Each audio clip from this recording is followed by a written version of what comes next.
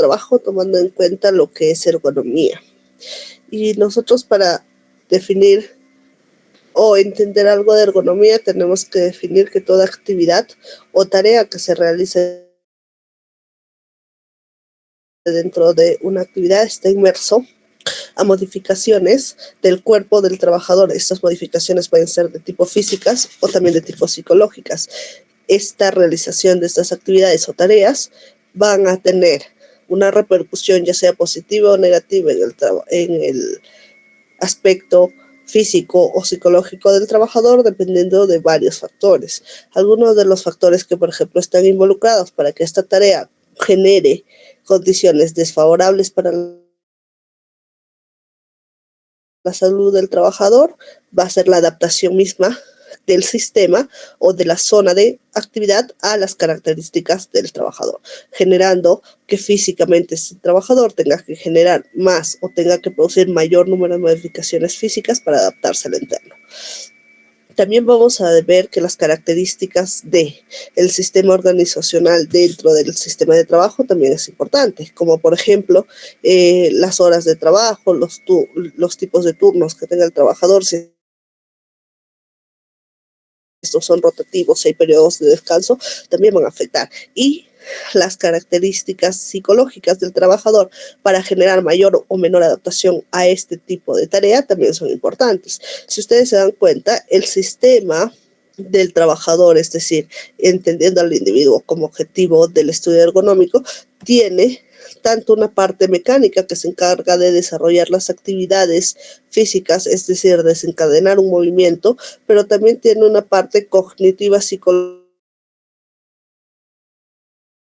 que se va a encargar de otros puntos como toma de decisiones o interrelacionarse con el medio. Entonces, la adaptación mayor o menor que pueda dar el ambiente para las condiciones tanto físicas como psicológicas a este trabajador, nosotros lo conocemos como ergonomía. Y es importante ver que durante el desarrollo del sistema ergonómico en el trabajo, es el que va a causar beneficio o va a causar la aparición de algún tipo de disturbio en la salud del trabajador. Entonces, ¿a qué definimos como ergonomía? Ergonomía viene de dos palabras de raíces griegas, ergo, que significa trabajo, y nomos, que significa ley. Entonces, podría relacionarse como la ciencia del trabajo o la ley de trabajo.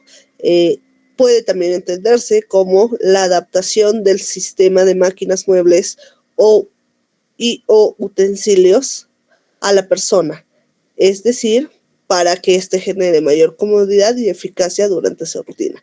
La Asociación Española de Ergonomía nos da una definición bastante amplia, que nos habla de que la ergonomía es el conjunto de conocimientos de carácter multidisciplinario, es decir, va a tomar conceptos de otras áreas como por ejemplo biomecánica, antropometría, antropología, fisiología, para que estos sean aplicados en la adecuación de los productos. Cuando hablamos de productos son, por ejemplo, el hecho de usar máquinas durante el área de trabajo, sistemas, es decir, cómo se desarrolla el trabajo, la distribución de actividades, el organigrama de trabajo y el entorno, ya sea un entorno físico local o un entorno físico mucho más amplio como una localidad, a las necesidades, limitaciones y características del usuario. Es decir, tanto el trabajo como los sistemas de trabajo y el entorno se van a adaptar a las características propias del trabajador o a un grupo de trabajadores que van a tener una similitud entre ellos. Y esta va a estar adaptado tanto a las necesidades que tengan como a las limitaciones. Esto generará que el trabajo se pueda optimizar, generando eficacia, seguridad y bienestar en el trabajador. Entonces, cuando tenemos una desorganización, es decir, no hay una adecuada ergonomía en el desarrollo de estas tareas, se van a producir lesiones, mucho más en aquellas actividades donde se necesite de la ejecución de trabajo periférico o manual y en las cuales se tengan que ejecutar movimientos repetitivos, se tenga que ejecutar trabajos de larga data en una posición prolongada, como estar de pie o sentado de forma prolongada, o en aquellas actividades donde tengamos que ejecutar manipulación o levantamiento de carga. Y esto se va a traducir en la aparición de lesiones. Casi el 60% de las lesiones que aparecen por esta actividad de trabajo manual son trastornos musculoesqueléticos en los diferentes grupos musculares y articulares. Entonces, ¿qué vamos a tener en cuenta para el momento en que nosotros diseñemos un ambiente o una actividad de tipo ergonómica? Vamos a tener en cuenta no solamente las características fisiológicas del trabajador, sino también las características psicológicas. Y esto es importante porque no es lo mismo, por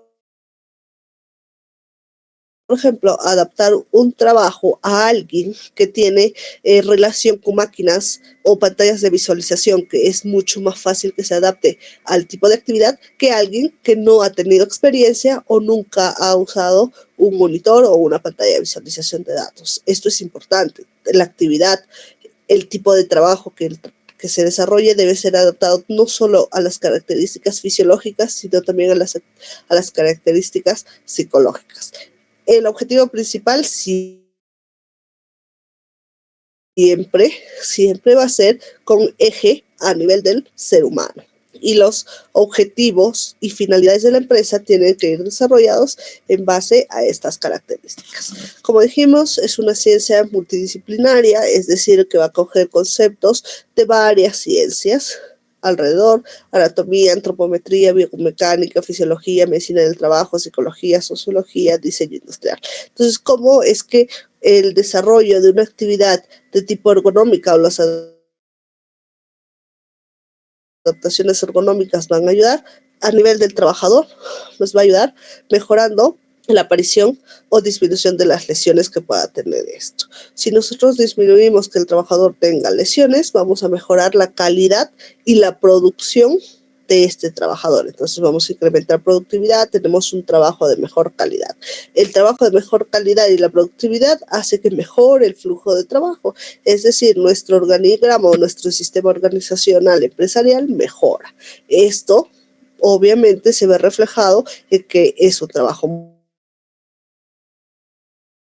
mucho más eficiente, y al ser un trabajo eficiente sin lesiones, vamos a obtener un trabajador que enferme menos o tenga menos accidentes de trabajo, por lo tanto va a haber menos ausentismo laboral. Y esto mejora tanto las condiciones del trabajador, que se ve desarrollando su tipo de actividad en un ambiente con condiciones de trabajo sanas y seguras, pero también ayuda a la empresa. ¿En qué sentido? Que aumenta la productividad, por lo tanto tiene menos gasto en ausentismo, tiene menos gasto en contratación de otro personal, tiene menos gasto en pago de seguros complementarios, tiene menos gastos en pagos de recuperación. Entonces, desarrollar un sistema con adecuada ergonomía no solamente trae beneficios al trabajador, sino también al empleador. Hay una clasificación bastante extensa de los diferentes tipos de ergonomía, que vamos a revisar algunos. Por ejemplo, tenemos lo que es ergonomía física. La ergonomía física se refiere a el diseño del puesto de trabajo en relación a las medidas antropométricas de los trabajadores, es decir, nosotros utilizamos una ergonomía geométrica teniendo en cuenta las características de talla, peso, longitud de segmentos corporales, ejes en relación a las extremidades para desarrollar un puesto de trabajo. Una cuestión muy sencilla es, por ejemplo, la gradación de la altura de la silla en aquellos trabajadores con pantallas de visualización de datos. Y esto es parte del desarrollo de ergonomía física. O, por ejemplo, podemos tener el desarrollo de mandos o controles que van a usar los trabajadores que trabajan con herramientas manuales, que tengan mucho más diseño, en el sentido de que se complementen con el movimiento de la muñeca, que sean capaces de no generar hiperextensión, hiperflexión de las extremidades para manipular esto. Entonces, esta ergonomía física se va a encargar del estudio de todo lo que es aplicación de fuerzas sobre esfuerzos, manipulación de cargas, desplazamientos y posturas.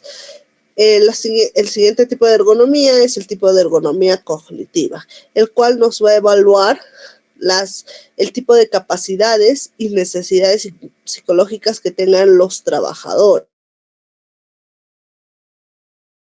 Es decir, por ejemplo, si yo como trabajador tengo capacidad en el desarrollo de una actividad, en toma de decisiones, he sido preparado para eso, terminé mi carrera universitaria, tengo una educación de posgrado, tengo una maestría, un doctorado para eso, voy a ser capaz, porque tengo la capacidad psicológica del desarrollo de esto. Pero si un trabajador no ha tenido esa preparación cognitiva previa para este desarrollo de actividad, vamos a generarle sobrecarga. ¿Sobrecarga en qué sentido? Que no va a poder tener una adecuada toma de decisiones, no va a haber una interacción adecuada con su sistema de trabajo en relación a personas o máquinas, no va a poder gestionar adecuadamente el estrés y todo esto va a generar un impacto emocional que muchas veces puede ser tan alto que conlleve a un grado de estrés crónico que ya no se puede hacer de tipo recuperativo. Entonces, vamos a generar daño en el trabajador. La economía organizacional, todo lo que tenga que ver con organización, se va a estar dirigido al tipo de relación del trabajo con las necesidades del grupo de trabajadores o trabajador en relación al grupo de personas, empresa. Por ejemplo, que tenemos que ver con cuestión organizacional, el tipo de actividad que se desarrolla, el tipo de salario que se percibe por la actividad que nosotros estamos dando, el tipo de diseño de trabajo, es decir, cuáles son mis funciones, cuáles no, la gestión de recursos humanos, la comunicación verbal o no verbal que pueda haber entre los miembros de la empresa, que es el flujo de comunicaciones, y parte del factor organizacional también son las características propias del trabajo, como la duración, las pausas, el tiempo de reposo, cuánto dura la jornada, los turnos y los horarios de trabajo. Todo esto, que es la organización del trabajo mismo, puede causar también una disergonomía en el trabajador cuando no se cumple. La ergonomía ambiental es la que se dedica a la evaluación y asignación de espacios como en la valoración de los elementos, como por ejemplo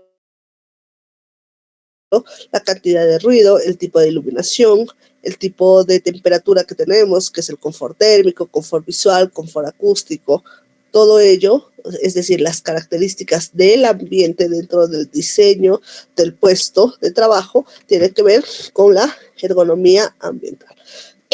Y parte de lo que ya estábamos hablando está resumido acá, en cuál es el objetivo principal de la ergonomía. La ergonomía tiene como objetivo principal adaptar el trabajo a las personas. Un concepto bastante antiguo era que nosotros teníamos que adaptarnos a las condiciones de trabajo, es decir, por ejemplo, si mi silla un poco más baja, yo tenía que cambiar mi postura, estar más inclinado, tener la hiperextensión de la columna, del cuello para poder realizar mi trabajo. No, ahora se tiene que cambiar eso para que el trabajador, según sus características fijas, tenga una postura adecuada. Es decir, le cambiaré la silla, tendrá que ser una silla regulable, tendrá que hacer un respaldar, usar un cojín, un reposapiés, X factores para que el trabajador tenga una adecuada adaptación a ese trabajo, adaptar las condiciones del trabajo a la persona. En particular, en lo que se respecta a la concepción de los puestos de trabajo. Ahora, la norma básica, cuando nosotros hablamos de ergonomía, es la persona y el sistema de trabajo. Y cuando nosotros hablamos de un sistema de trabajo, estamos hablando de aquel componente o sistema donde va a existir la realización de tareas por medio de un equipo, y este equipo va a incluir tanto el equipo humano como el sistema de máquinas. Esto se desarrolla en un espacio de trabajo que están localizados en un ambiente. Y es así que tenemos el sistema de trabajo que empieza con la interacción del sistema persona-máquina. Por ejemplo, una secretaria con su computadora, el médico con los instrumentos que puede usar, un usuario de levantamiento de cargas con la máquina para la movilización de estas. Hay un sistema en el que engloba la persona con la máquina. Todo este sistema de personas-máquinas van a estar desarrollados dentro de una planta industrial o sistema industrial. Este sistema industrial tiene un desarrollo de organización, es decir, una distribución de las actividades, hay un departamento de administración, un departamento de economía, un departamento de ejecutivos, es decir, hay una organización dentro de este sistema industrial. Y este sistema industrial siempre está regido por normativas bajo un suprasistema. Y algo también que es importante es diferenciar los términos de trabajo y actividad. Ambos se pueden tener o se pueden tomar como sinónimo. La principal diferencia de ambos es lo que realmente se hace. Es decir, cuando nosotros hablamos de una tarea es algo que se encuentra prescrito. Es decir, existen las funciones del operario o del trabajador que deben realizarse según la norma y ya están preestablecidos para ese tipo de empresa.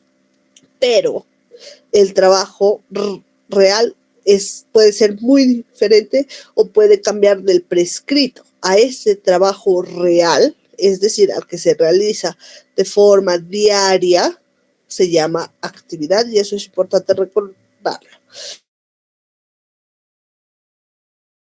Como dijimos, dentro del componente del sistema de trabajo, el ser humano es la base de esto. El ser humano, aunado a los instrumentos que puede usar, que se denominan máquinas, cualquiera de ellos, van a ser la base del sistema organizacional del trabajo. Entonces, en muchos análisis de higiene industrial, ustedes van a encontrar que al ser humano se le denomina como operario. Y el ser humano, ¿por qué es importante? Porque va a tener características propias, desde las mismas características antropométricas, las cuales nosotros vamos a analizar, por ejemplo, la talla, como dije, la longitud de segmentos, el sexo mismo del trabajador, debe ser evaluado para las interacciones que tengan estos operarios con sus máquinas. Pero también tiene una parte mucho más compleja, que es la parte psicológica, y donde vamos a tener la interpretación o el procesamiento cognitivo, en el cual el ser humano va a tener que hacer un análisis de todas las características o estímulos del ambiente y en base a estos va a tener que realizar un proceso de razonamiento, que es un proceso mucho más complejo, para que pueda ejecutar una toma de decisiones y así pueda realizar una acción, desde lo más simple como llegar al trabajo y firmar la asistencia, que es un proceso cognitivo que se convierte en un proceso manual. Las características psicológicas para este tipo de toma de decisiones son importantes. Y las características psicológicas van a variar según algunas características. Por ejemplo, las características temporales, en las cuales algunas condiciones propias del trabajador pueden resultar en un proceso negativo. Por ejemplo, si yo tengo un trabajador que viene de turnos consecutivos, voy a tener un trabajador que tenga mayor fatiga o estrés o carga mental, y esto puede condicionar a que propio de estas características tenga un accidente de trabajo. O pueden ser características de tipo permanentes, y esto no se van a relacionar a las condiciones del ambiente, sino se van a relacionar a condiciones inherentes a las características del deterioro funcional. Como vemos ahí las imágenes, el deterioro psicológico y físico tiene efectos inversos a la mejora en el desempeño. Por ejemplo, alguien que trabaja con actividad manual como un cirujano, el tiempo operatorio va a ser diferente en un cirujano joven que tenga un ranking de cirugías bastante amplio a un cirujano mucho más viejo, el cual va a tener diferente ranking en tiempo operatorio, porque las características tanto psicológicas como físicas van a tener mengue en el desarrollo de la tarea de este trabajador.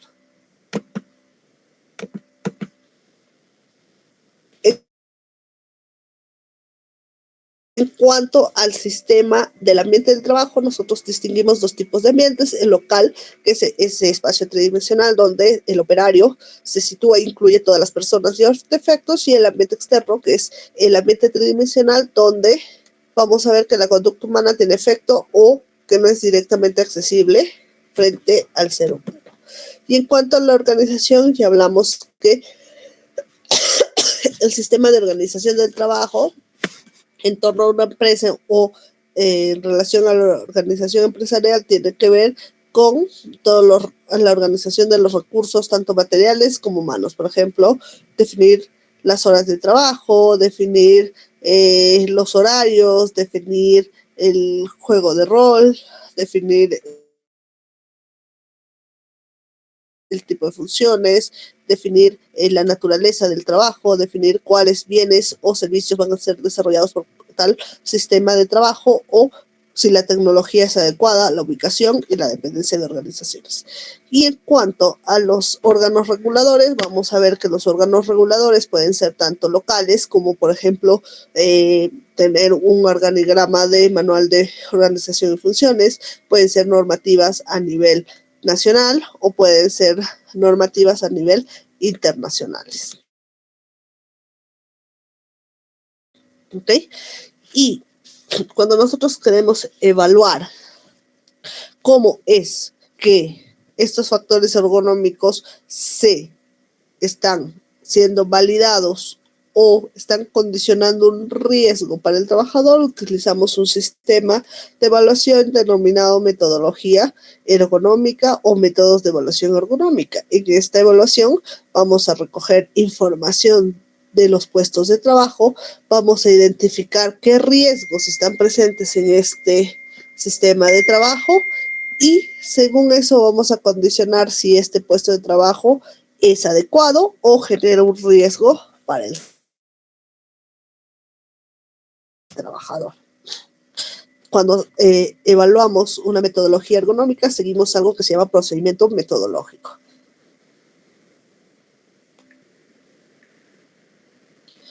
Primero vamos a formular el objetivo, es decir, qué es lo que queremos conseguir con esta evaluación ergonómica.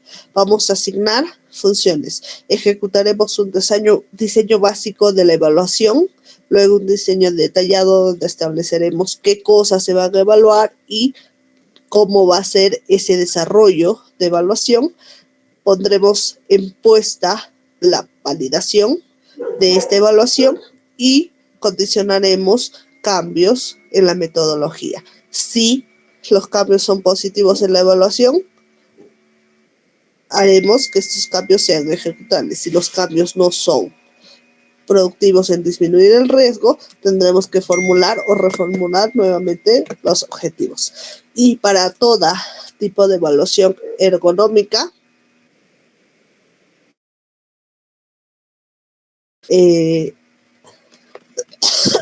debemos seguir ciertos principios ergonómicos, como por ejemplo que todo se debe mantener al alcance. ¿Qué quiere decir esto? Se refiere específicamente a que se debe aprovechar las características antropométricas del trabajador para que las cuestiones manuales estén al alcance y no sean necesarios movimientos forzados o desplazamientos para conseguir el contacto con la instrumentación o con los sistemas auxiliares. Debemos utilizar una relación de persona y medios de trabajo con base a la altura del codo como referencia. Es decir, por ejemplo, hay angulación de recto, de brazo con antebrazo, de columna con muslo, de muslo con pierna, y en relación a que la máxima altura debe ser a nivel de la flexura del codo. Debe mejorarse el agarre de los instrumentos. Todos deben tener un agarre que sea lo más ergonómico en diseño posible para que esto genere un trabajo un trabajo mucho más seguro y disminuye la sobrecarga al realizar los movimientos. Debemos mantener una posición o postura correcta en cada actividad que se realice. Los movimientos, ya sean repetitivos, no deben exceder entre el 15 y 30% de la capacidad máxima de las articulaciones para así minimizar las lesiones. Tenemos que minimizar la carga física del trabajador porque esto podría generar mayor tipo de trabajo estático y lesión en los grupos musculares. Minimizar la presión directa, es decir, evitar que haya presión directa y constante en las empuñaduras, en el uso de herramientas manuales, porque estos pueden generar lesiones de microtrauma o lesiones de isquemia a nivel de zonas microscópicas y así generar daño articular. El ajuste y cambio de postura en cada tarea. Cada vez que migremos de actividad o cada vez que migremos de tarea, tenemos que evaluar si la postura nueva es la adecuada o no. Debemos disponer espacios de accesos para los trabajadores. Estos deben estar diseñados y correctamente normados y visibles para todos los trabajadores. Tiene que ser un ambiente confortable. Tenemos que tener una iluminación adecuada, una temperatura adecuada, la cantidad de ruido, dependiendo de la actividad, debe ser adecuada. El tipo de ropa que nosotros usemos para el tipo de actividad debe ser adecuada, todo con relación a que este desarrollo de actividades sea de la forma más confortable que se pueda dar. Y por último, vamos a resaltar con claridad para mejorar compresión. ¿Qué significa eso? Todo tipo de instrumento manual que nosotros usemos como anexo debe diferenciarse por forma, tamaño, color y según la función que se realice. Y la organización del trabajo debe verificar que sea adecuado en esta organización o en este diseño organizacional el tipo de jornada, si esta jornada va a generar efectos en la salud del trabajador, si se está cumpliendo con la rotatividad, si estos son de tipo diurno, nocturno, si se tienen los periodos de descanso adecuado y que no se cumpla con un ritmo de trabajo muy elevado para que esto no genere desgaste en el trabajador. Hasta ahí estamos. Sí, Miss. Sí, doctora.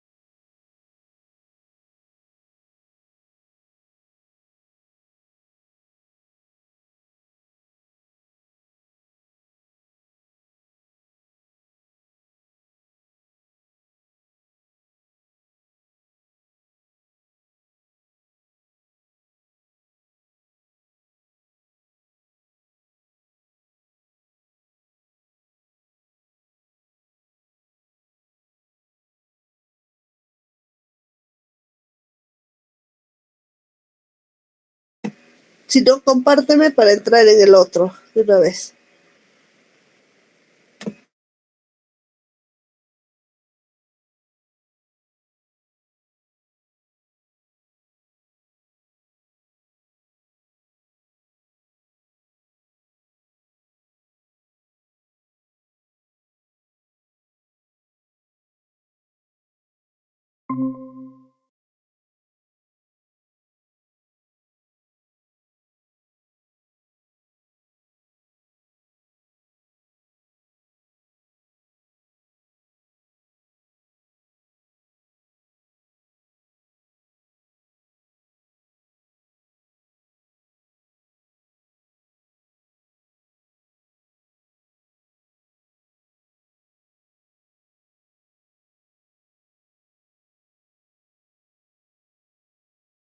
Lo que vamos a realizar ahora es sobre fisiología del trabajo. Entonces ya definimos que el trabajo es el diseño de toda actividad que está preestablecida por un cooperario, ¿no?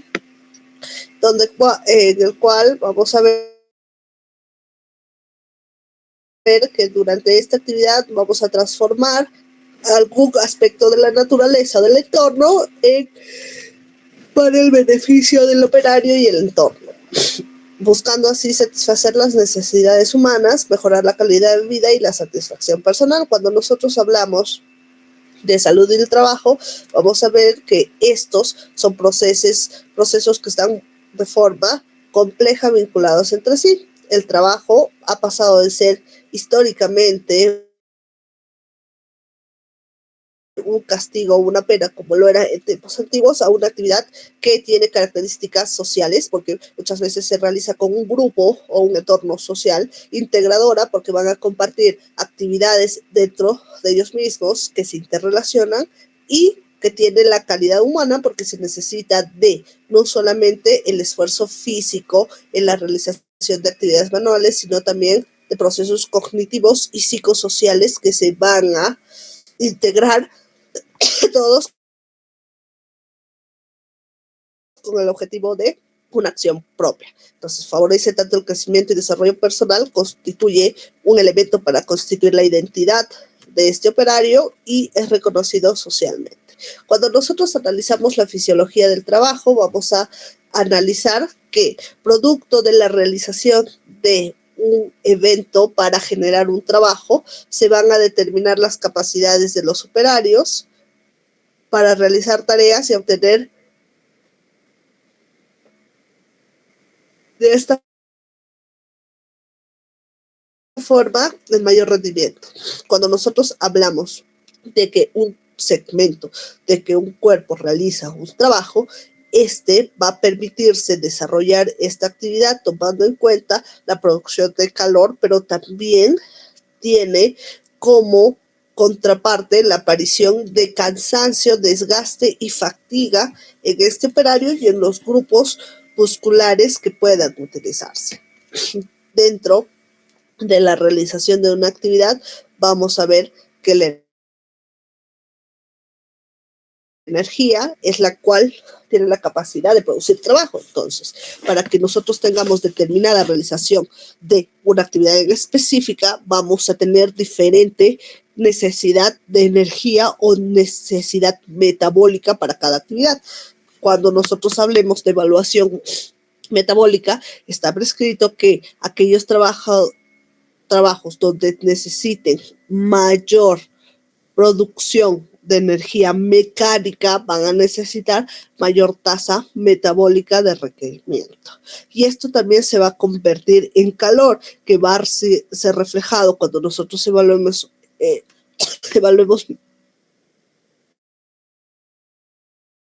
ergonómicamente a las condiciones del entorno, una adecuada ventilación, una adecuada cantidad de humedad en el ambiente, el diseño ergonómico de la ropa que se va a usar durante ese trabajo, porque se va a generar la liberación de energía por medio de calor. Y eso también es importante teniendo en cuenta el desarrollo ergonómico. Entonces, cuando nosotros hablamos de un trabajo, lo más ampliamente estudiado es la actividad muscular, es decir, la fuerza que resulta de una contracción muscular. En esta contracción muscular nosotros vamos a tener un sistema musculoesquelético, el cual vamos a estudiar. Este sistema esquelético tiene necesidades metabólicas, es decir, nutrientes para que se produzca esta energía, la producción de la acción, pero también tiene la necesidad de oxígeno y la necesidad de nutrientes diversos. Según el tipo de trabajo o actividad que se realice, las adaptaciones a este esfuerzo muscular dependerán de cada trabajador y de cada sistema de trabajo. Hay adaptaciones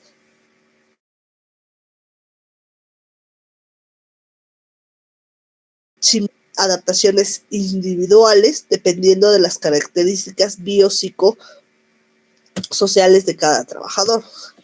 Cuando nosotros hablamos de la actividad muscular, vamos a hablar básicamente del músculo estriado liso, en el cual se va a producir el movimiento o la actividad de contracción y relajación. Y la unidad funcional para esto es la sarcómera, y esto ustedes ya lo han estudiado ampliamente en fisiología. Pero para que este sistema de contracción y relajación se dé, nosotros tenemos un estímulo que se da por el sistema nervioso, la energía que va a producir esto, que es el aporte energético, que se da por una vía aeróbica. Y vamos a ver algunas características. Por ejemplo, cuando un tipo de sistema se encuentra en reposo, las necesidades de suministro tanto de oxígeno como aporte energético van a estar disminuidas. Pero cuando se da un tipo de activación, es decir, se da un trabajo, este va a aumentar. Ahora hay dos tipos de trabajo: aquel de tipo activo, en el que se da secuencialmente la contracción, relajación, y el tipo de trabajo estático, donde se da la contracción de forma permanente en ausencia de periodos de relajación. ¿Cuál es la diferencia? Que, por ejemplo, en este trabajo activo, la necesidad sanguínea aumenta, aumentando el suministro de sangre, pero se van a poder liberar los detritus de el sistema de contracción-relajación.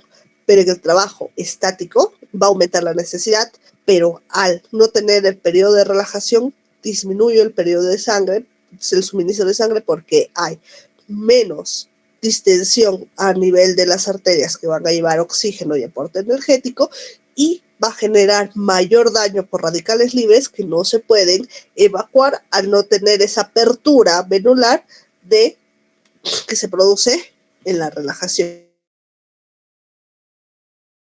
Entonces, eso es importante. Dos tipos de trabajo, el activo y el estático.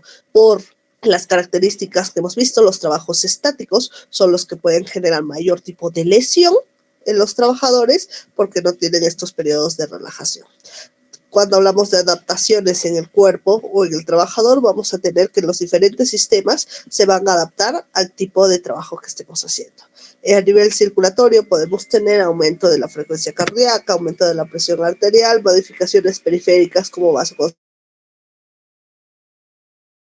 vasodilatación, porque va a necesitar diferente aporte metabólico, y se necesita de esto para que el aporte metabólico sea óptimo durante el desarrollo de la actividad. A nivel respiratorio, vamos a ver que una de las principales características es el aumento de la frecuencia respiratoria y aumento del volumen circulante corriente. Pero también tenemos cambios a nivel del sistema termorregulador, a nivel digestivo y renal. En cuanto al trabajo, dijimos que la contracción muscular es lo que nos va a ayudar a que se produzca esa producción de energía, pero para producir esta contracción muscular nosotros necesitamos oxígeno y aporte nutricional, que después se va a recuperar este grupo muscular en una fase de relajación. En el caso del trabajo dinámico existe este periodo de relajación, pero en un trabajo estático no existe. Entonces, estas contracciones musculares en el trabajo dinámico se denominan contracciones isotónicas, que son de forma voluntaria, es decir, yo tengo un eje cognitivo que ordena ese grupo muscular que se pueda dar esta acción. Hay movimiento de contracción y relajación de las fibras musculares, y esta fuerza de contracción va a ser la fuerza de resistencia del objeto que nosotros vayamos a manipular o movilizar. En cuanto a al trabajo estático, el tipo de contracción que se da es una contracción isométrica. También es voluntaria, también tengo un estímulo para la contracción de este grupo muscular, pero no hay movimiento aparente de las fibras musculares, es decir, hay contracción, pero ya no tengo ese periodo de relajación. Permanece o hay una persistencia de esa contracción. En este momento, la fuerza de la carga va a sobrepasar la fuerza de la contracción. Entre los dos, el trabajo estático, vuelvo y repito, tiene mayor riesgo de daño musculoesquelético. ¿Cuáles son las diferencias en cuanto a las modificaciones? Por ejemplo, en el trabajo dinámico aumenta la ventilación pulmonar, tiende el trabajador a tener respiraciones mucho más profundas, aumenta la frecuencia cardíaca y por lo tanto va a aumentar la presión arterial sistémica y se da de forma intercalada los procesos de contracción y relajación. Este aumento de la presión arterial va a aumentar el flujo sanguíneo y el aporte de oxígeno a los músculos, disminuyendo el flujo de las áreas inactivas. En cambio, en un trabajo estático, la ventilación pulmonar permanece constante, la frecuencia cardíaca permanece constante, pero aumenta la presión en el interior del grupo muscular que está realizando este trabajo estático. El aporte de oxígeno, al ser disminuido, se ve bloqueado por la contracción persistente del músculo y pone en riesgo la fatiga y lesión de este grupo muscular que se da de forma más frecuente y mucho más alta, porque estos grupos musculares llegan a ser algo que se llama fatiga crónica de forma más frecuente que los grupos musculares que hacen trabajo dinámico. ¿Cuáles consideramos nosotros necesidades metabólicas? El oxígeno, que es necesario para todo tipo de acción que se dé de forma aeróbica, los nutrientes, que pueden ser hidratos de carbono, lípidos, proteínas, vitaminas, minerales, y el ATP, que es la producción de energía. 30% de esta energía se produce como un trabajo mecánico y el 70% se produce en calor. Como les dije, dependiendo de la actividad, nosotros tendremos diferente necesidad o consumo metabólico. No es lo mismo un trabajador sedentario que solamente tiene una tasa metabólica que va de 55 a 70 watts por metro cuadrado, a diferencia, por ejemplo, de un operador de un horno eléctrico que tiene 125, 145 de necesidad de tasa metabólica. Entonces, depende de la actividad, tendremos mayor o menor requerimiento de tasa metabólica. Y esto es importante en los tipos de trabajo donde se va a tener un diseño organizacional, donde, por ejemplo, tengamos nutricionista y o un sistema de calidad de alimentos en el cual se tiene que tener en cuenta la necesidad metabólica para el diseño del trabajo, porque los requerimientos serán diferentes, ¿no? A todos no les podemos dar lo mismo. A nivel del sistema circulatorio, vamos a ver que la frecuencia cardíaca va a variar dependiendo del tipo de actividad que nosotros estemos realizando. Por ejemplo, en un trabajo ligero, la frecuencia cardíaca promedio va alrededor de los 90 latidos por minuto, pero si nosotros realizamos una actividad extremadamente pesada, vemos que la frecuencia cardíaca por minuto va a aumentar entre 150 y 170 latidos por minuto. Esto va a generar modificaciones a nivel periférico, como el aumento de la tasa metabólica y la vasoconstricción o vasodilatación del segmento que realiza el trabajo. A nivel respiratorio, vamos a ver que hay mayor consumo de oxígeno según el tipo de trabajo que nosotros estemos realizando. Entonces, por ejemplo, en un trabajo ligero vamos a tener un consumo de 0.5 litros por minuto, pero en un trabajo extremadamente pesado, en relación a que aumenta la frecuencia respiratoria y volumen corriente, vamos a tener que la captación de oxígeno, el flujo de oxígeno va a aumentar hasta 2 litros por minuto. En cuanto a la adaptación del esfuerzo, es importante que los trabajadores tengan un entrenamiento adecuado para el tipo de actividad, específicamente en actividades manuales como manipulaciones de carga, porque vamos a tener menos disturbio en la adaptación de estas actividades en relación a las modificaciones tanto en el sistema respiratorio y a nivel cardiovascular. La temperatura también es importante, ¿no? Cuando nosotros tenemos un ambiente de trabajo demasiado caluroso, se va a dar interacciones de, por ejemplo, modificación electrolítica que pueden terminar en agotamiento o golpes de calor. Vamos a tener una activación de las glándulas sudoríparas, aumentando la sudoración que puede generar calambres, deshidratación, y a nivel circulatorio también vamos a tener una modificación entre el sistema riñón-cerebro produciendo vértigo, desmayos, hipotensión taquicardia. Entonces, el diseño del ambiente en cuestión a calor es importante, pero si por el contrario tenemos un ambiente muy frío, vamos a ver eventos como vasoconstricción periférica que puede llevar a congelamiento de extremidades, temblor involuntario y disminución de la circulación a este nivel. A nivel del sistema nervioso también va cambiando el umbral sensitivo dependiendo de la actividad que nosotros estemos realizando. ¿Listo? Cuando un trabajador está adaptado y capacitado para la actividad, su umbral sensitivo es mucho menor versus un trabajador que tenga no experiencia o no relación con la actividad. Entonces, todo esto, en la carga física, el desarrollo del trabajo y las modificaciones dentro de un trabajo van a conllevar a que estos constantemente estén agotándose o fatigándose. Cuando nosotros tenemos una carga laboral que aumenta la capacidad física, que tenemos periodos inadecuados de recuperación o inadaptación o aumento de la carga laboral y la capacidad física, nosotros vamos a llevar a un sistema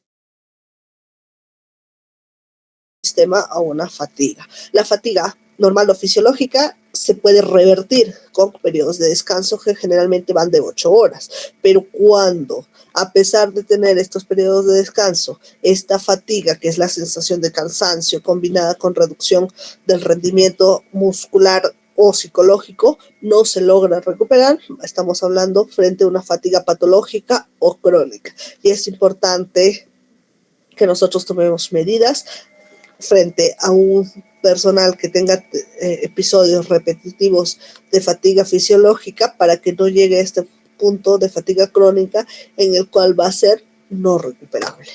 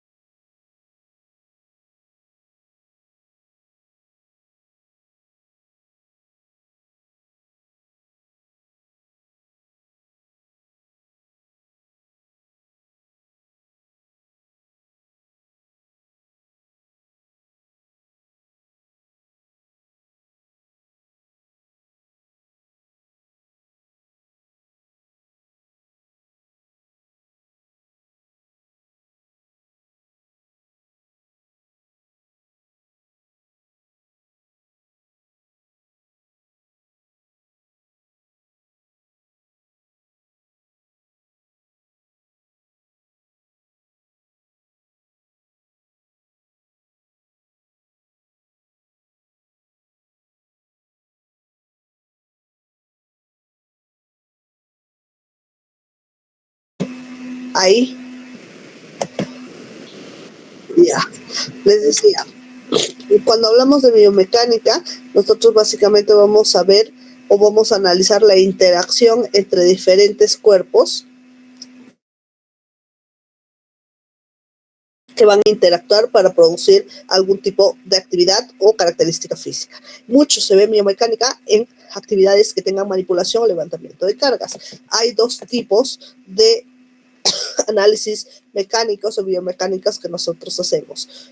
La estática, en el cual nosotros vamos a estudiar la relación entre las fuerzas y cómo éstas se equilibran en el cuerpo humano, y la biomecánica coplanar, que se va a referir a puntos que se encuentran en un mismo plano, es decir, cómo el movimiento que nosotros vamos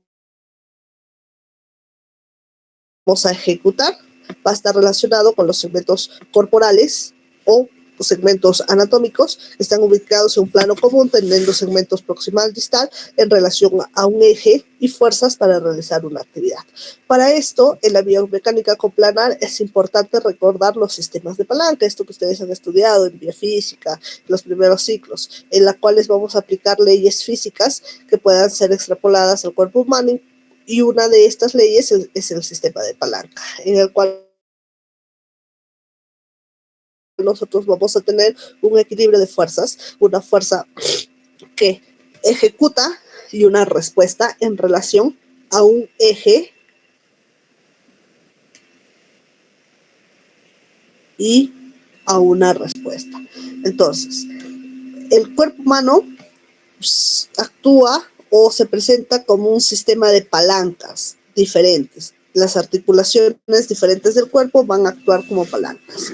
Entonces vamos a tener unas barras rígidas, que son los huesos en este caso, donde vamos a tener un punto de apoyo o fulcro, que en este caso son las articulaciones. Por ejemplo, acá en esta palanca de brazo-antebrazo, nosotros tenemos la barra rígida o sostén, que son los huesos, por arriba el húmero, bajo cúbito y radio. Tenemos un punto medio o articular o punto de apoyo que se llama fulcro, ¿ok? Y vamos a tener una acción muscular que va a actuar como potencia y un peso, que es la carga, que actúa como resistencia. Para que este sistema de palanca funcione, vamos a tener que tener tres cosas importantes: un fulcro bien articulado, una potencia que rebase la fuerza de resistencia. Entonces, para que el movimiento se produzca, tenemos una aplicación de fuerza, que es la potencia, mayor al sistema de resistencia. Cuando nosotros hablamos de potencia, estamos hablando básicamente de la contracción muscular, esa que repasamos en fisiología de trabajo, y cuando hablamos de resistencia, estamos hablando de la carga. Existen tres tipos de palanca en nuestro sistema: de primero, de segundo y de tercer grado. Las de primer grado nos van a hablar cuando esta parte articular, que es el fulcro, se encuentra entre la potencia y resistencia. Las palancas de segundo grado nos hablan cuando este fulcro se va a acomodar o se va a encontrar en el sistema de resistencia. Cuando esta resistencia se sitúa entre el fulcro y la potencia. Y las palancas de tercer grado son aquellas donde la potencia se encuentra entre el fulcro y la resistencia. Ejemplos de esto: la de primer grado es, por ejemplo, cuando nosotros hacemos un movimiento de flexión a nivel del atlas. Una palanca de segundo grado es, por ejemplo, cuando nosotros levantamos las puntillas, donde el punto de apoyo, que era nuestro tobillo, pasa a ser un punto que se encuentra en el sitio de resistencia. Y una palanca de tercer grado es, por ejemplo, cuando nosotros realizamos esta flexión de codo, en la cual este codo, que es el punto de apoyo, se encuentra en el punto de potencia, que es los músculos del bíceps, para producir la acción. Entonces, es importante que nosotros recordemos este sistema de palancas, porque eso nos va a ayudar.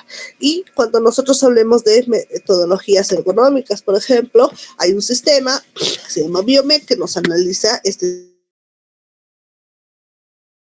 sistema de palancas. Y en este sistema de palancas nosotros vamos a hablar de lo que son segmentos corporales o el método de parámetros inerciales, en el cual nosotros dividimos nuestro segmento o nuestro cuerpo en 14 segmentos corporales, que son de tipo no deformables: cabeza, cuello, tronco, muslos, piernas, pies, brazos, antebrazo y manos. Todos son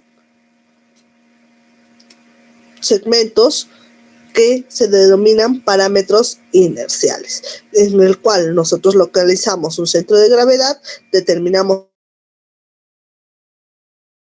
el peso de cada segmento, y a partir de ese peso de cada segmento nosotros podemos intuir la resistencia que tenga, es decir, la capacidad de carga de cada segmento corporal.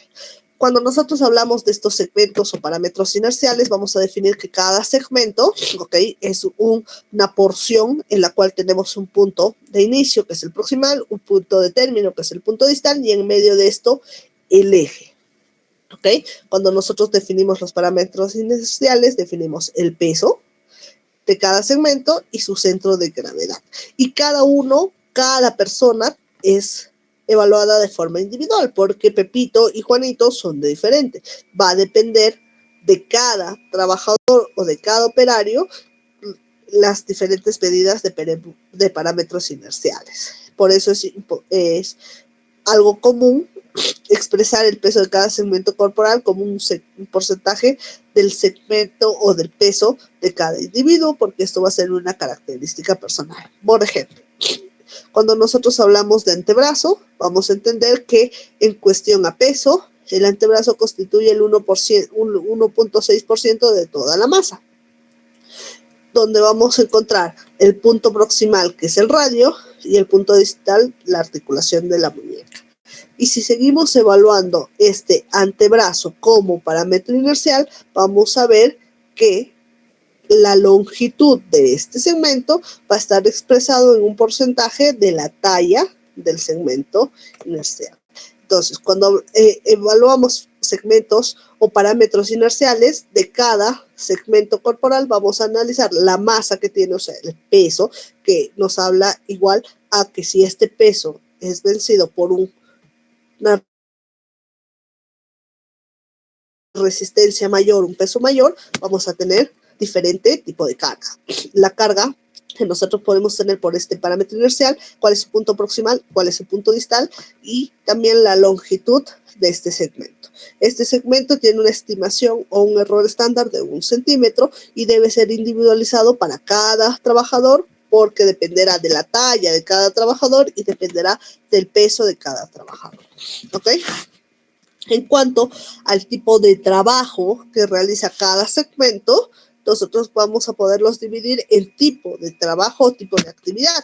Podemos tener una actividad que desarrolle movimientos repetitivos, podemos tener una actividad con posturas forzadas o podemos tener una actividad dinámica de levantamiento de cargas. ¿A qué se denomina carga? Carga es todo objeto que pueda ser transportable o que tenga que necesitar sujeción. Ahora, cuando nosotros hablamos de cargas, tiene que tener o cumplir el requisito de ser cualquier objeto animado o inanimado cuyo peso supere los 3 kilogramos y que sea susceptible a ser manipulado o sujetado. Cuando hablamos de una constante de carga, hablamos de este objeto que tenga condiciones neutras. ¿Cuáles son las condiciones neutras? Que tenga un levantamiento con una distancia horizontal de 25 centímetros, con una distancia vertical de 75 centímetros y con un peso estándar de 23 kilogramos. Eso es una constante de carga, 23 kilogramos. Obviamente, en algunas condiciones especiales, esta constante de carga puede variar. Por ejemplo, con operarios experimentados en el área de trabajo, en las cuales 25 kilogramos es una constante de carga aceptada, y también del género. En mujeres jóvenes, la constante de carga suele estar referido a 15 kilogramos y en personas entrenadas mucho más de esto. Cuando nosotros manipulamos un objeto, punto importante también es el tipo de diseño del objeto, y a eso se denomina agarre, es decir, cuán fácil o difícil puede ser este objeto de ser manipulable.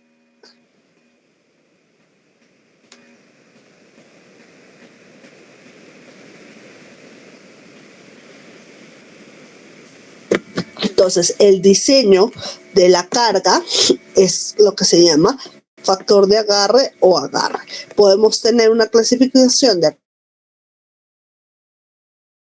agarre bueno, regular, malo, y esto dependerá de las características propias. Por ejemplo, un diseño óptimo o un agarre bueno es aquel que tiene una superficie, por ejemplo, cilíndrica, que sea no deslizable, que tenga este tipo de agarraderas. Un diseño regular es aquel que incluye cargas escasas que se van a sujetar flexionando la mano alrededor de la misma, y un diseño malo o no óptimo, el cual tiene superficies irregulares, puntiagudas o difíciles de sujetar.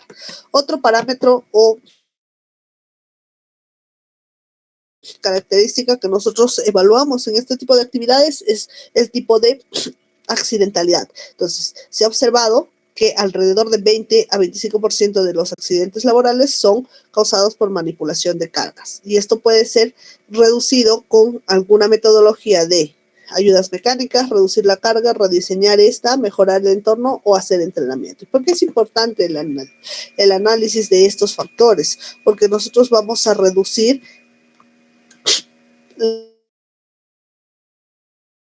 las lesiones o enfermedades ocupacionales que pueden surgir de esta manipulación o movimiento de cargas, ¿ok? Entonces, hay algunos factores que van a favorecer a la aparición de los trastornos musculoesqueléticos derivados de esta manipulación de cargas. Por ejemplo, ejercer mucha fuerza, manipulación de cargas durante periodos prolongados, disminuir la manipulación de formas repetitivas y periodos de descanso, que las posturas sean inadecuadas, que tengamos inactividad muscular, por ejemplo, los movimientos estáticos, que tengamos movimientos repetitivos, la exposición a vibraciones, factores ambientales y los factores psicosociales como situaciones en las que tengamos urgencia de realizar la actividad. Para que un levantamiento o una manipulación de carga sea adecuada, tenemos que tener algunas recomendaciones. Planificar el movimiento, es decir, utilizar medidas adecuadas para realizar ese movimiento, como la presencia de ayuda mecánica. Colocar los pies de forma correcta, que estén separados con un punto estable y en un eje de 90 grados. Eso se llama factor de simetría cero. Una postura de levantamiento en la cual vamos a tener que tener, por ejemplo, la espalda recta, flexionar levemente las rodillas y no adoptar posturas forzadas que involucren giro de tronco o giro de articulaciones cérvico-dorsales que generen mayor lesión. Que tengamos un buen agarre, esto es importante. Que el levantamiento sea de forma suave, no de forma brusca, porque esto va a generar mayor complejidad al desarrollo de la actividad y que se pueda acomodar la carga.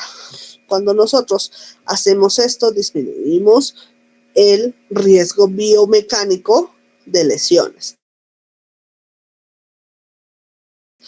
¿Qué otras medidas preventivas podemos implementar para disminuir este riesgo biomecánico? De que tengamos que fomentar en nuestros trabajadores estilos de vida y trabajos saludables, que tengamos un diseño adecuado del puesto de trabajo, que tengamos una corrección de los vicios posturales, es decir, cuando nosotros realizamos la evaluación ergonómica, vamos a medir la postura de los trabajadores, los ángulos que se emplean, si está demasiado flexionado, hiperextendido, y que eso se puedan corregir.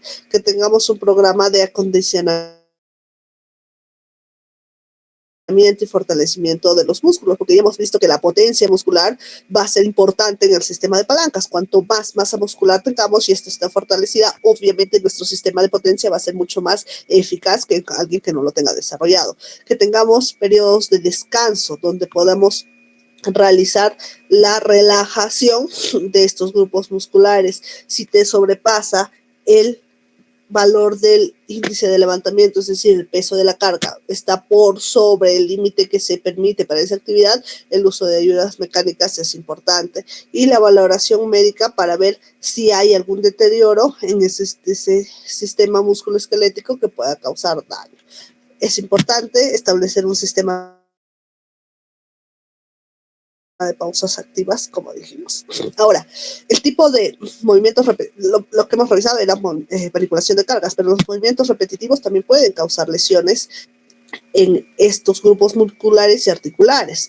Cuando tenemos nosotros movimientos continuos que van a implicar una acción conjunta de músculos, huesos y articulaciones y los nervios que se encuentren en estos pueden producir fatiga muscular, sobrecarga, dolor y lesión a nivel de estas articulaciones. Cuando nosotros tenemos movimientos repetitivos que pueden ser de tipo de temporales o persistentes, va a haber lesión en estas articulaciones. Los tendones, nervios son los que tienen mayor riesgo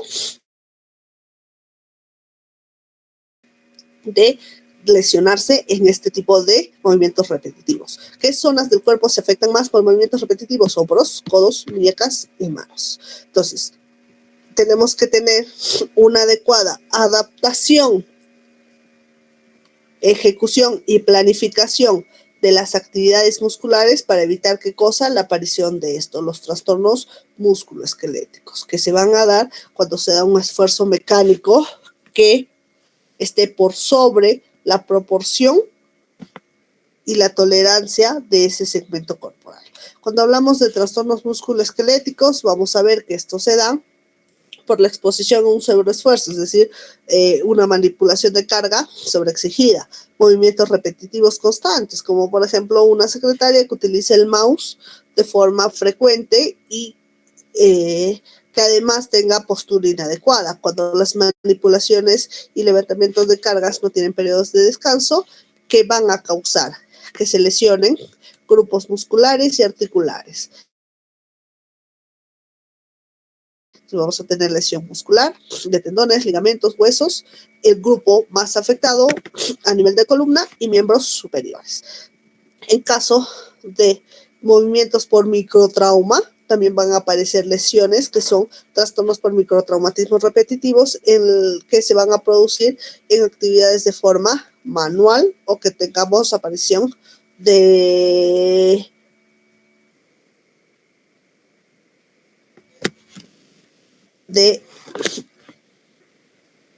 microvibraciones y movimientos repetitivos.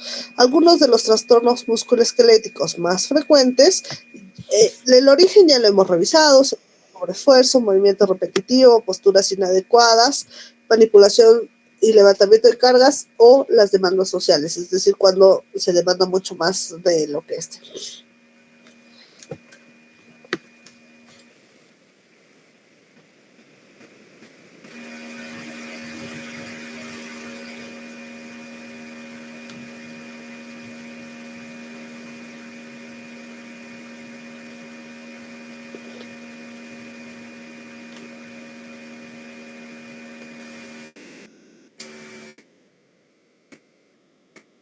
Listo.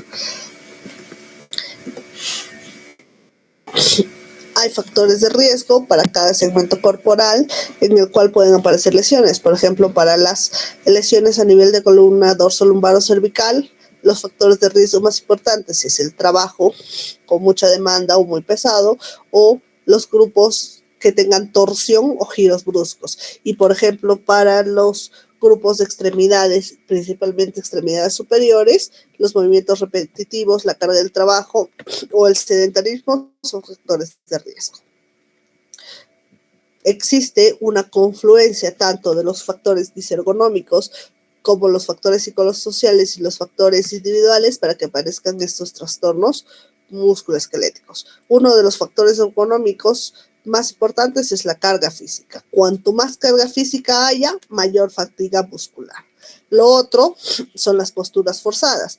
Cuando tengamos una postura forzada, va a suponer que alguna o varias regiones anatómicas van a tener una posición de disconfort, lo cual va a generar hiperextensión, hiperflexión o hiperrotaciones con la consecuente lesión. Los movimientos repetitivos también son un factor importante. La manipulación de cargas, no cualquier operario puede realizar esta manipulación de cargas, mucho más si la condicionante del peso está por sobre de la constante de carga. ¿Okay? La movilización de usuarios es un claro ejemplo de esto. Por ejemplo, personal técnico en los hospitales, en los cuales van a tener que usar una fuerza para levantar, descender o sostener a una persona o parte de su peso. En cuanto a los factores de tipo ergonómicos, las condiciones y el ambiente de trabajo también son importantes, como por ejemplo la distribución del espacio, el confort térmico, la calidad y la intensidad del ruido y la cantidad e intensidad de iluminación. En los factores psicosociales vamos a tener factores como la carga mental del trabajo, es decir, los requerimientos mentales, cognitivos, intelectuales para realizar una actividad en el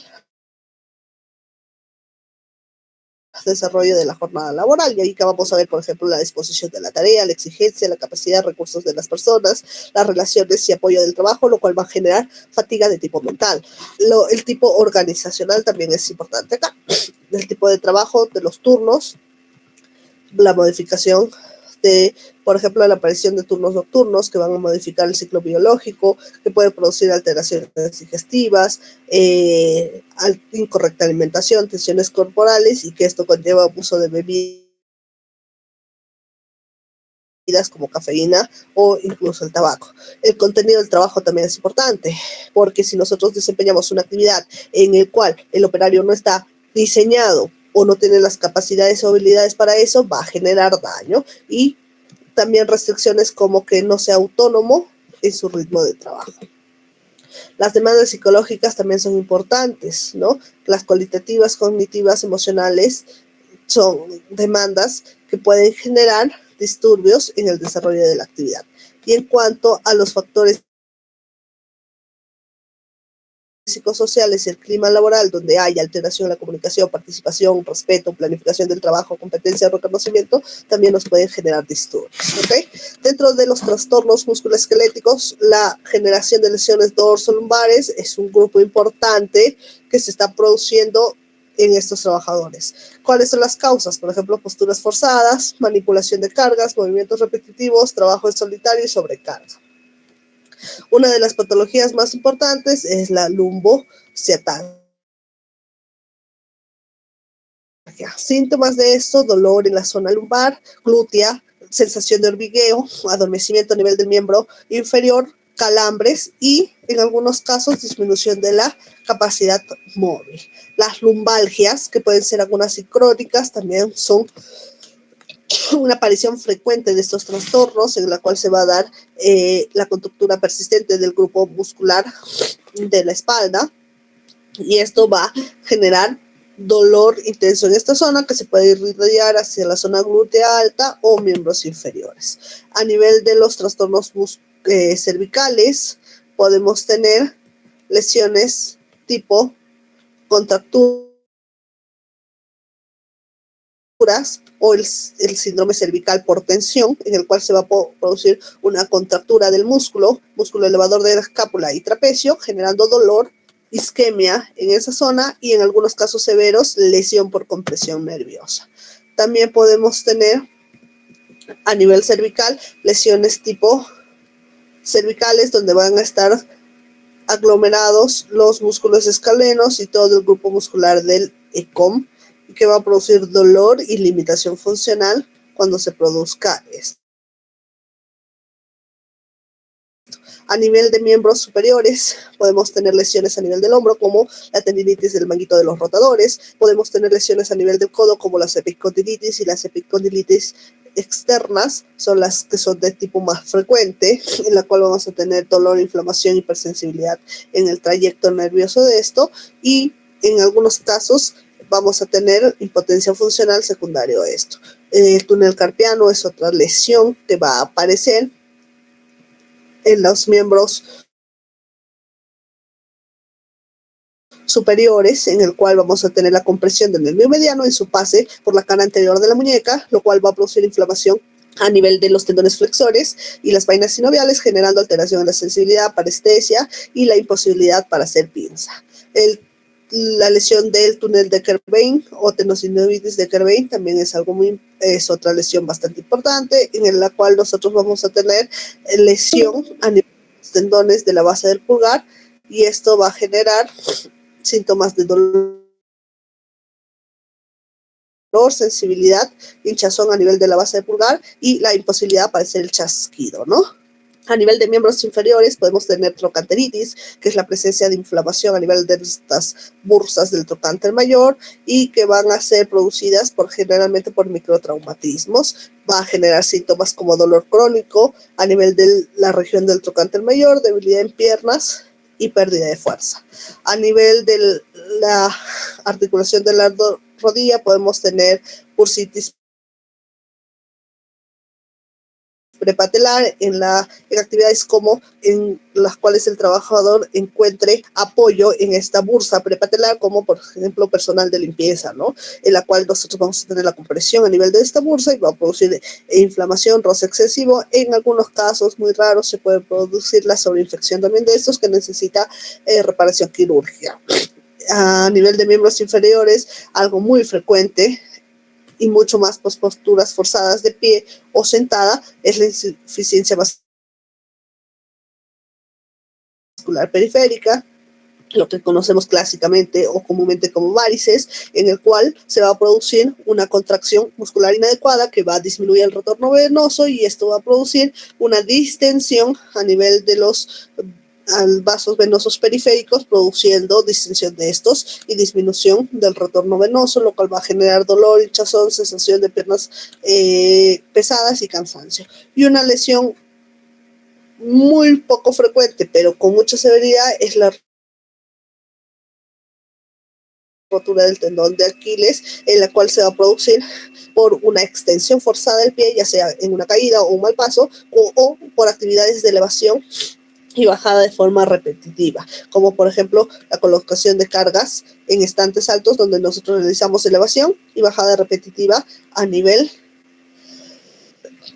del pie. Síntomas, dolor, hinchazón y obviamente el manejo de esto es quirúrgico. Ok. Hasta ahí, ¿cuánto vamos? Nos faltan 13 minutos, dice, ¿no?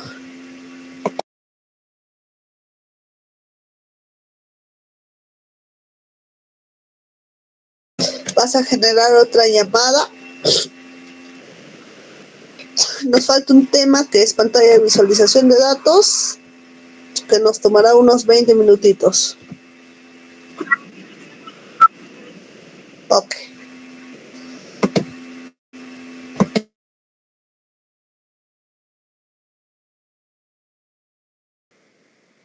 Sí, doctora. Ok, entonces lo último que vamos a repasar ahora es lo que son pantallas de visualización de datos, que básicamente es aquellos trabajadores que tienen la actividad o el desarrollo de su trabajo mediante el uso de este sistema de monitores y anexos para el desarrollo de su actividad diaria. ¿A quiénes llamamos usuarios entonces de pantallas de visualización de datos? Son aquellos que van a tener más de 4 horas diarias en la ejecución de esta actividad o 20 horas de tipo semanal. O aquellos usuarios que tengan menos de 4 horas, de un minuto.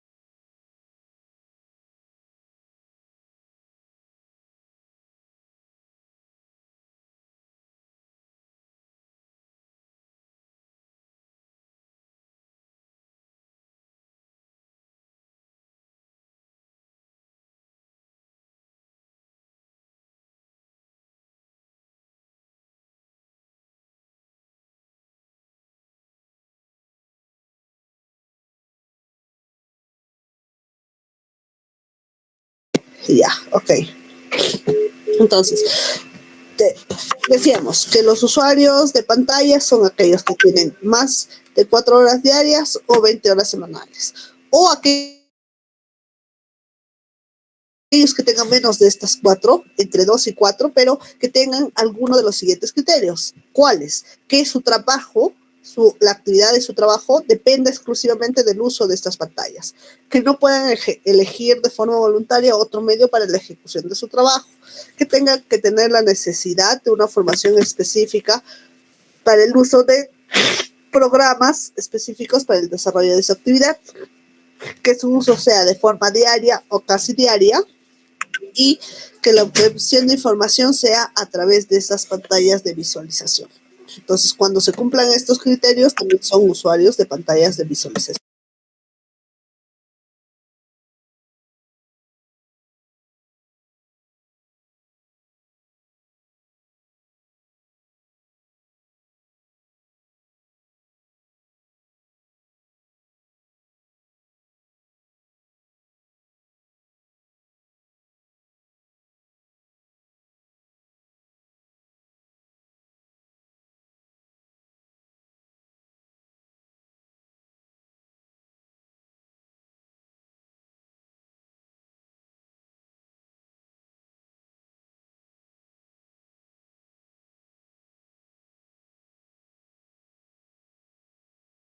A ver, me dices, ya voy a comprar la siguiente.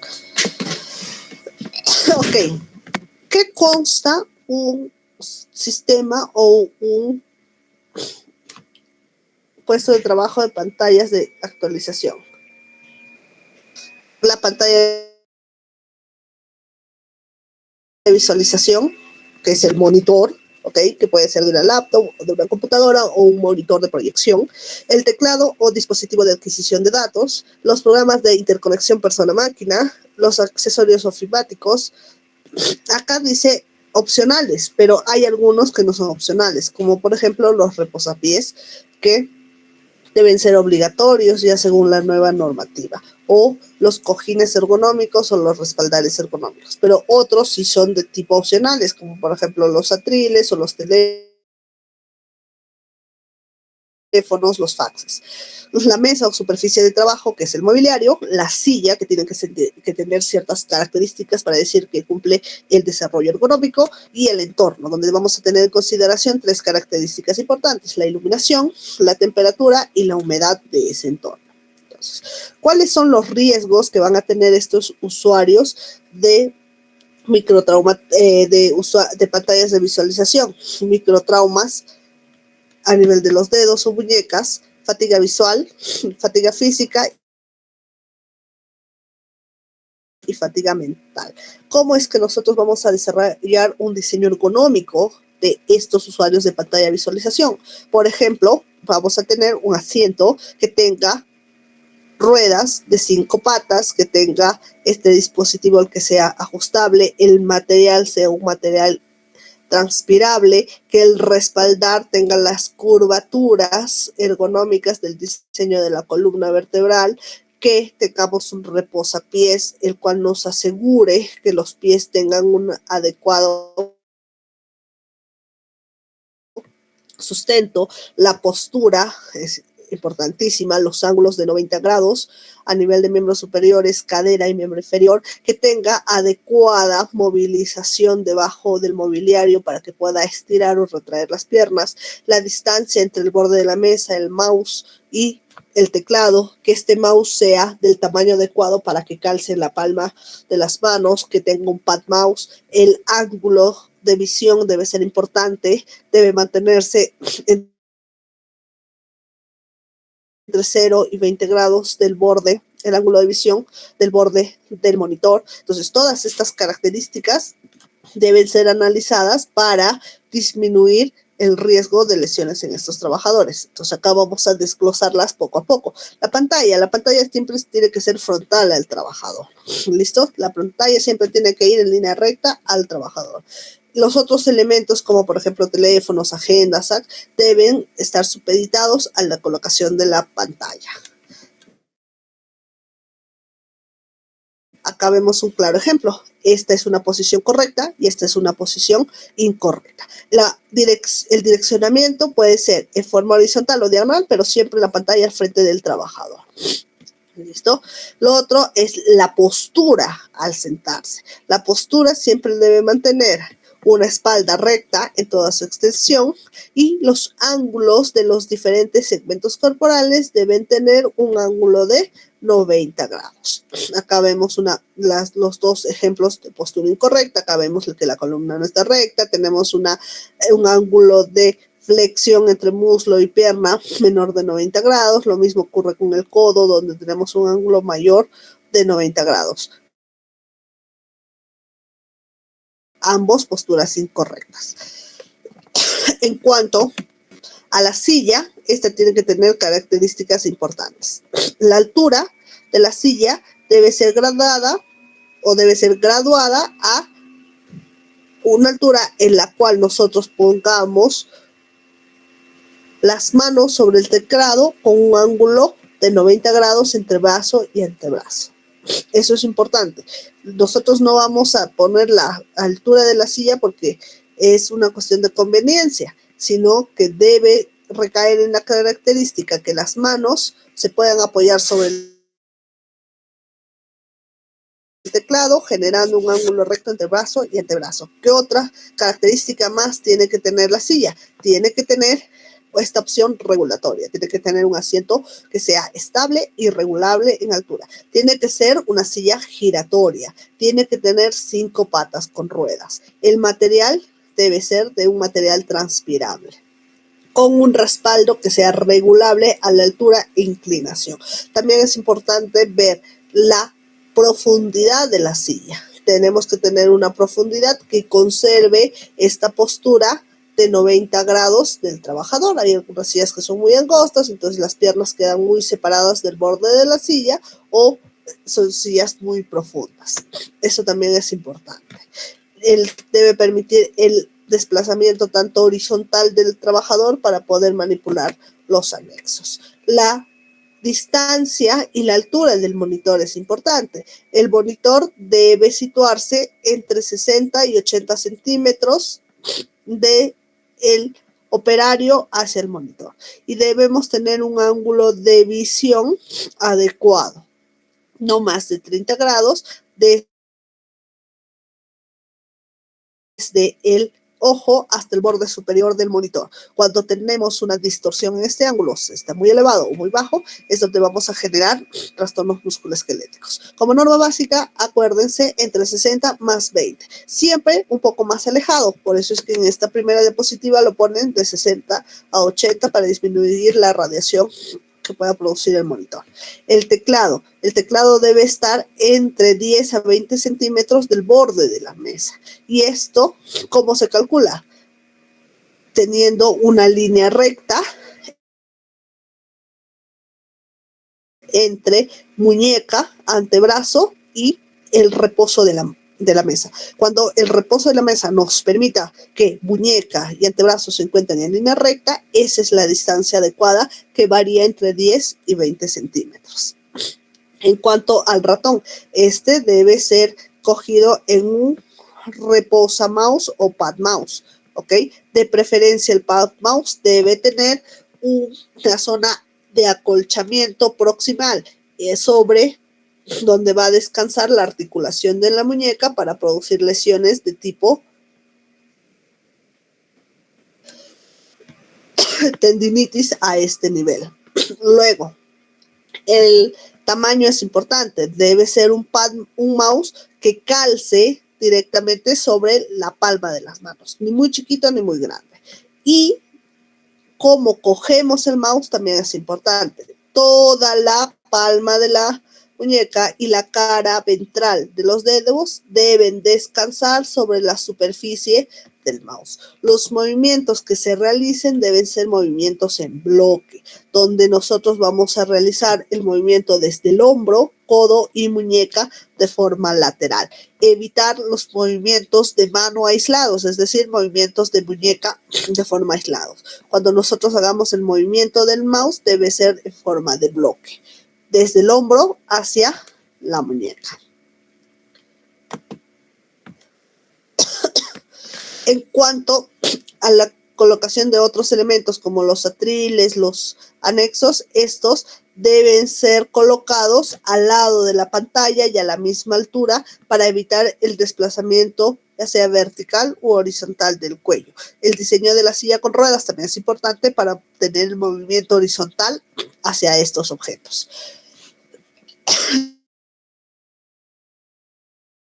Y los puntos del ambiente, como la iluminación, es muy importante. Tenemos que tener una adecuada iluminación, ya sea de tipo artificial o natural, para esto. Ahora, ¿cuál el grado de iluminación? Específicamente va a depender del confort visual que tenga el trabajador.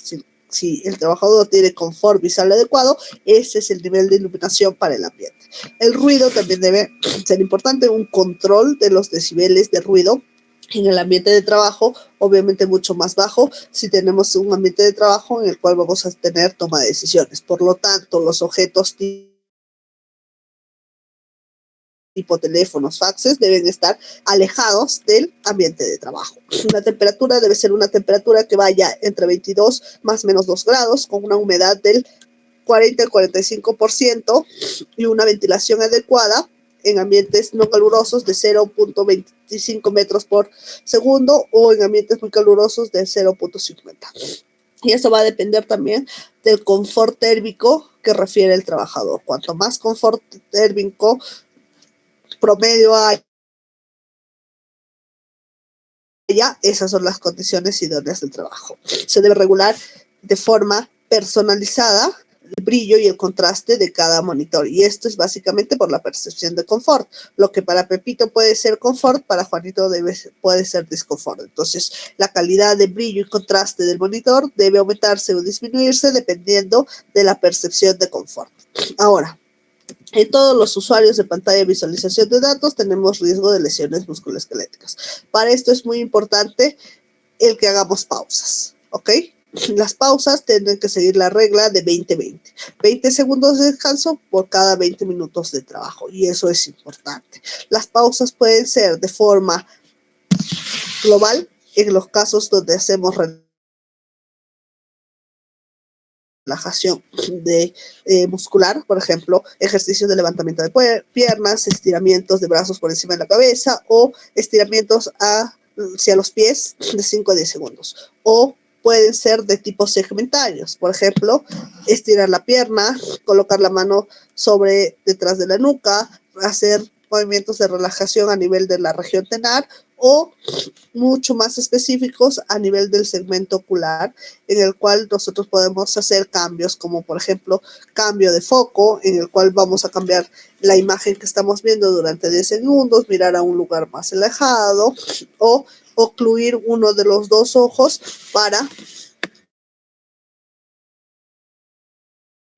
que haya un descanso visual importante. O también se pueden hacer ejercicios de relajación ocular en la región supraciliar, en la región infraciliar o en la región maleolar, que estos nos va a producir, estos movimientos circulares van a producir que disminuya la capacidad contráctil a nivel de los músculos oculares, y esto disminuye el cansancio visual. Entonces, las condiciones en las cuales nosotros tengamos a este usuario de pantallas de visualización de datos es importante. La metodología ergonómica por la cual evaluamos eso es una metodología que vamos a revisar, que es el método Rosa, donde vamos a ver, establecer, ¿no?, cómo está la postura del trabajador y el nivel de riesgo que tiene este. ¿Ok? ¿Hasta ahí estamos? Sí, doctora. Entonces, estas diapositivas te las mando ahorita. Faltaría el tema de metodologías ergonómicas para el parcial. El viernes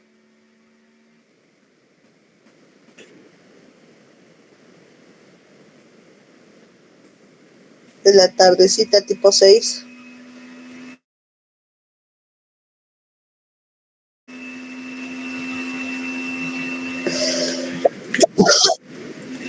Ya, eso sería, y con eso tendremos el examen el día lunes. ¿Ya? Ok, entonces me avisas. Ok, chicos, buen día. Hasta luego, doctora.